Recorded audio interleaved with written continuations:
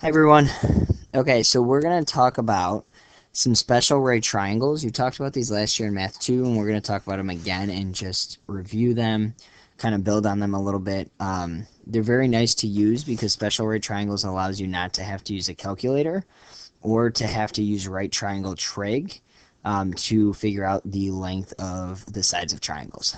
So last year and this year we'll talk about 45, 45, 90-degree triangles and 30, 60, 90-degree triangles. Okay. So your objective is just that you can use and find the relationship between those two triangles for 45, 45, 90 and 30, 60, 90. Last year you probably talked about each of them on separate days, so probably one day on 45, 45, 90 and one day on 30, 60, 90. We're going to talk about both of them on day one since it's a review, and hopefully by going through it kind of comes back to you. Okay. We're going to start by figuring out what the relationship of the sides are and why it is that way. So first, we're going to say that this is a right triangle. We're going to say that this angle is 45 degrees, which must mean then that this one is 45 degrees as well. Okay. Opposite of this 45-degree angle, we're going to call this side x. And if opposite of this 45-degree angle is x, then opposite of this one must be the same thing, so this must be x as well. Okay. Now, that means that I don't know this side of the triangle, so I have to call it a different variable, so I'll call it y. Okay. Now, I need to, what the goal is to figure out what the length of this side of the triangle is in terms of x. So if I know that this one's x, I want this one to be something with x as well. So I'm going to use Pythagorean theorem to figure out what it is. So, leg squared plus leg squared equals hypotenuse squared. I can combine these two terms and I can say 2x squared equals y squared. And I'm trying to figure out what y is, so I need to get y by itself. So I'm going to take the square root of this, which means I'm going to take the square root of this. Okay? So by taking the square root of y squared, I'm left with y equals. I cannot take the square root of 2 because it's not a perfect square, but I can take the square root of x squared. The square root of x squared is x, so that comes outside, and then the 2 stays underneath. So that means that this side length is x root 2. Okay, so let's summarize that. That means that if I have a 45, 45, 90 triangle, opposite of my 45s have to be the same, so they're both x. And then opposite of the 90, or my hypotenuse, can be called x root 2, meaning whatever x is multiplied by root 2. And now notice that all three sides are in terms of x. Okay. So then we can use that relationship to find missing side lengths. So first I'm going to fill in what I don't know. I don't know that this angle is 45. So if opposite of this one, so what you're thinking right now is that opposite of my 45s I call x, and then opposite of my hypotenuse I call x root 2. So that means that if this side is 4, then this one must also be 4 as well. And if this one's x root 2, then it's x times root 2. So my missing side lengths are 4, and 4 times root 2. Okay. I'm going to try it again over here. So this is my 45-degree angle. Opposite of my 45s are the same. So if opposite of this one's 5 root 3, then opposite of this one is also 5 root 3. And then this side over here is whatever my x is, which is 5 root 3, times root 2. Okay, because there's my x, and there's my times root 2. So opposite of my hypotenuse is x root 2. So this is my x, and then times root 2. Okay. If you remember back to last year, whenever you multiply two roots by each other, since they're both square roots, then you can multiply what's underneath. So 3 times 2 tells me that this side is 5 root 6. So that means the hypotenuse is 5 root 6. Okay, let's try again. Alright, now in this one, I know what the hypotenuse is. So the hypotenuse is this, and that equals x root 2. Okay, again, this is x root 2, this side's x, and this side's x. So if I know that the hypotenuse is 6 root 2, then 6 root 2 is x root 2. And I want to figure out what x is, because if I do, I can figure out my other two sides. So, divide by root 2, those cancel. Divide by root 2, those cancel. So that means I'm left with x is 6, which means this side is 6, and so is this side. Okay? Over here, so again, that's 45. So my one side that I know is 19, and 19 is x root 2. So I'm setting up an equation.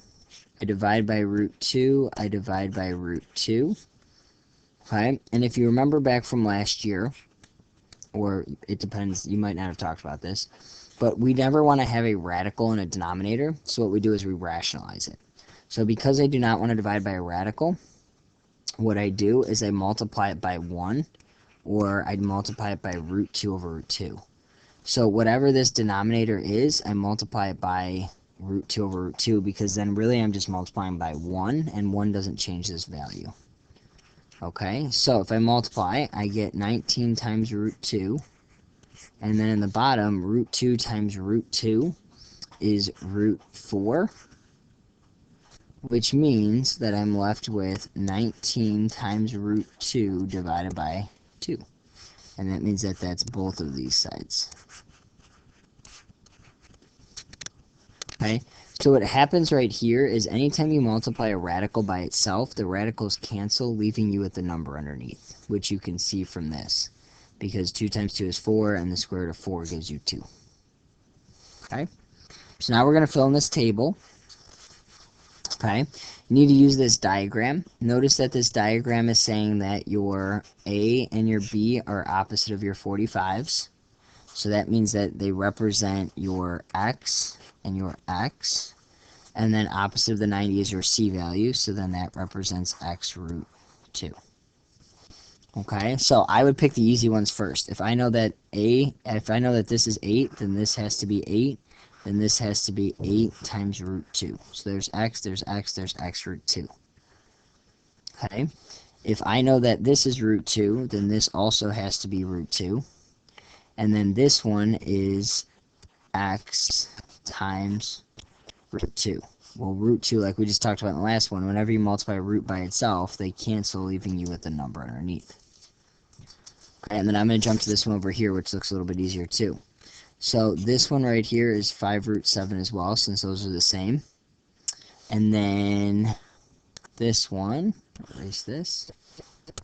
Then this one right here is my x value, which is this, times root 2. So there's x times root 2. So 5, 7 times 2 is 14, so 5 root 14. Okay, and then these other ones you have to work a little bit harder at, take a little bit more time. This one is saying that 11 root 2 is equal to x root 2. Again, notice that it's your hypotenuse, and that hypotenuse is x root 2. So we're saying that 11 root 2 is x root 2. I want to figure out what x is, so I'm going to divide by root 2. They cancel, divide by root 2, and these cancel too. So that means I'm left with x equals 11. Which means this side is 11, and then so is this side. Okay. In this one, I'm going to say that this side is equal to x root 2, divide by root 2, divide by root 2. Okay. So what I get is 12 root 2, which I can't have a root in my denominator, so I rationalize it, meaning I multiply by whatever the denominator is.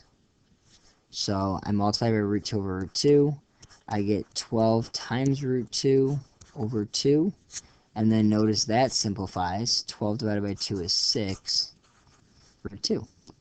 So that means if this side is 6 root 2, then this side has to be 6 root 2 as well. Okay? So the key is that if you know what this side is, then you know what this side is. And if you know what this side is, you set it equal to x root 2. And then you can solve for x, and if you know x, then you know a and you know b. Okay? So let's try now 30, 60, 90. And here's the explanation for this. If we take a 30, 60, or sorry, if we take this triangle, the fact that it's all sides are congruent means that all of these angles must be 60 degrees. So that means this is 60, this is 60, and this is 60. And now it's an equilateral or an equiangular triangle. So what I can do is I can drop an altitude from here. Because this is an equilateral triangle, when I drop this height or this altitude, it's perpendicular. And not only is it perpendicular, but it just split this whole side into two congruent sides. Okay?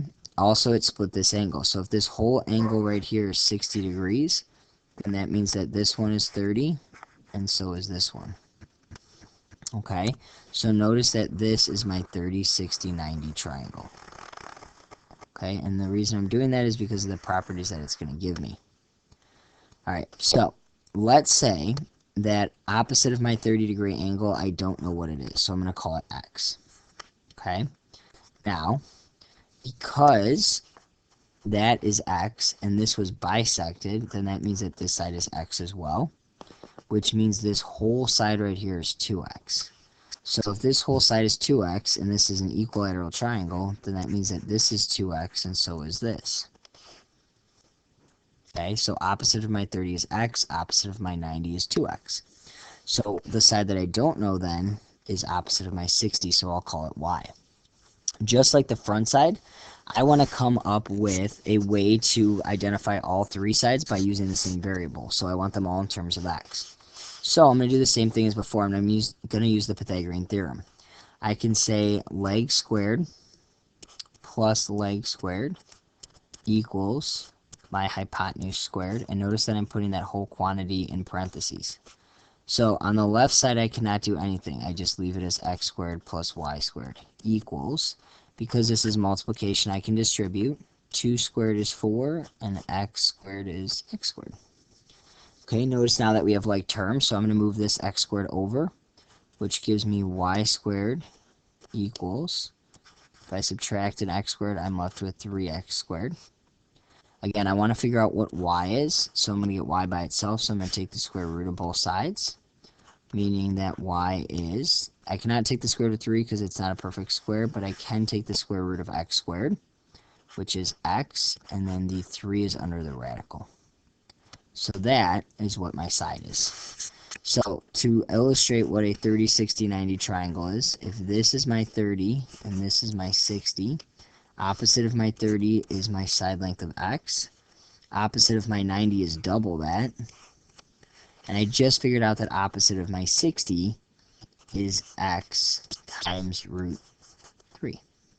So if I know what x is, then I double it to find my hypotenuse, and I multiply it by root 3 to figure out what's opposite of my 60.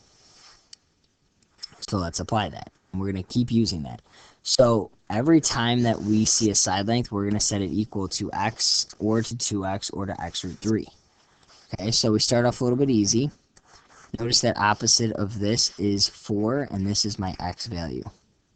So if x is 4, then opposite of my 90 is double that, so 8, and opposite of my 60 is x root 3. Okay, so keep referring back to that diagram up above. It's usually easy to remember that this is root 3, and the last one it was root 2, and this one it's root 3 because notice the root 3 is right next to my 30-degree angle. Okay? Alright, and this one, opposite of my 60 is 7 root 3, so that means that 7 root 3 is x root 3. Okay, again, look up at your diagram. Opposite of your 60 is equal to x root 3. So I want to figure out what x is, so I'm going to divide by root 3. Those cancel. I'm going to divide by root 3, and these cancel as well. So that means that I'm left with x. So those cancel, I'm left with x is 7. So if I know that x is 7, your goal is to always figure out what x is. So if x is 7, then opposite of my 30 is 7. And then opposite of my 90 is double that. And there's my triangles. So again, you should see that the point of this is you don't have to use trig, you don't have to use sine, cosine, and tangent. We can do this all without a calculator. And that's all because of the special right triangles. These are like 22-degree angles, you couldn't do this. Okay. So this angle is 30, which means this one is 60. And if that angle is 60, then that means that this side is equal to x root 3, since that's what's opposite of my 60. I want to figure out what x is, so I'm going to divide by root 3, and those cancel. I'm going to divide by root 3. So that means that 15 over root 3, I cannot have that way because there's a radical in my denominator. So in order to get rid of it, I multiply by the denominator. And notice again that it's root 3 over root 3 because that's a value of 1. So 15 times root 3 is 15 root 3, and root 3 times itself is 3. Notice that the 15 and 3 can be simplified. So this means that x is 5 root 3. So if x is 5 root 3, then that's the side opposite of my 30. So that means that this side is 5 root 3. And my 90 is double that. So if there's 5 root 3's, then this one has to have 10 root 3's. Notice I'm doubling the coefficient, not the radical. Okay, so let's try again. Over here, I can see that opposite of my 90 is 20. So that means that 20 is equal to 2x. Okay, so notice in all these I'm setting them equal to something. So then that means that x is 10. So this side right here is my 30. Opposite of my 30 is my x value, so that's 10. Opposite of my 60 is my x value times root 3. And there we go. So the hardest side that you can be given is typically opposite of your 60. Okay, so we're going to find the missing measurements using the triangle to the right. So we need to identify what A, B, and C are. So here's my 30. Notice that my 30 is opposite of my B value. So if 30 is opposite of my B value, then that means that this side is x, opposite of my 60 is x root 3, and then opposite of my 90 is 2x. So I'm just going to fill that in this table. So opposite of my A value is x root 3, opposite of my B value is x, and opposite of my C value is 2x. Okay, so the easiest one to do is the first one. So if x is 9, then this one is 9 root 3, and this one is double 9, which is 18. Okay. My next easiest to do is probably the 22. So if this is 22, then that means that x is half of that. So x is 11. And if x is 11, then this side is x times root 3. Okay. Notice that this value is always your smallest. Write this down. This value is always your smallest. This value should always be your largest because you're doubling it. And you can say that this is your medium because you're just multiplying x by root 3, which is 1 point something instead of doubling it. Okay. All right. In this one, if this side is 6 root 3, then that means that 6 root 3 is equal to 2x. So divide by 2, and that means that x is 6 divided by 2 is 3 root 3. So that means that x is 3 root 3. And then if I want to figure out up here, then I'm going to say, okay, well, that means that I take my x value, which is this, and I multiply it by root 3. So that equals 3, and then root 3 times root 3 is 3, so that means I'm actually doing 3 times 3, which means this side is 9. Okay? I'm going to do this one next just because I'm here. So if this is root 6, that means that root 6 is equal to x root 3. So I'm going to divide by root 3, and I'm going to divide by root 3. Okay? So here's what happens. If I can say that root 3 times root 3 is root 9, which the square root of 9 is what gives me that 3, then that means in division, if in multiplication I can multiply 3 times 3 to get 9, that means in division I can do the same thing. If this is square root of 6 over square root of 3, then that's the same thing as saying 6 divided by 3, which is root 2, which equals these canceled, which equals x. So that means that x is square root of 2, which means this side is double that. So if this is, there's a 1 outside here. So if that's 1 root 2, then this one is 2 root 2. Okay. Over here, let me do this side. So this is saying that 12 root 3 is equal to x root 3. So if I divide this by root 3, they cancel. If I divide this by root 3, they cancel as well, leaving me with x is 12. So if x is 12, then this side is double that. Okay. So that's what you guys are going to practice for homework. And then on Monday, we're going to practice some more. And then on Tuesday, we're going to talk about some more application questions of this. So how we can apply this besides just one singular triangle. So your homework is worksheet number 1. And it looks like this. The idea is that you guys should not be using a calculator. You should not need to use trig. You're just going to be using simple math. Okay? And just again to give you an idea, as you go through your triangle, if you have a 45, 45, 90 triangle, you will be saying that this side is x, which means this is the same, and this side is x, but times root 2. Notice that 45, 45 uses a root 2, and I always remember that because there are two 45-degree angles. If I draw a 30, 60, 90 triangle, so if I make this 30 and this 60, opposite of my 30 is my x, opposite of my 90 is double that, and opposite of my 60 is x root 3. So you got to keep straight that 45s have the x root 2, again, because I always remember there's two 45s. And then this one has a root 3 because it's got a 30-degree angle, which it's next to. So one has a root 2, one has a root 3, and then you can kind of use that to help you. This one's got to have a root 3 because it's got a 30-degree angle. This one's got a root 2 because there's two 45s. Okay? Whatever's placed here represents x. Whatever's placed here represents x root 2. Over here, x, 2x, and whatever's placed here represents x root 3. The hardest sides that you can always be given are x root 2 and x root 3 because you have to solve. Okay? Alright, good luck with your homework.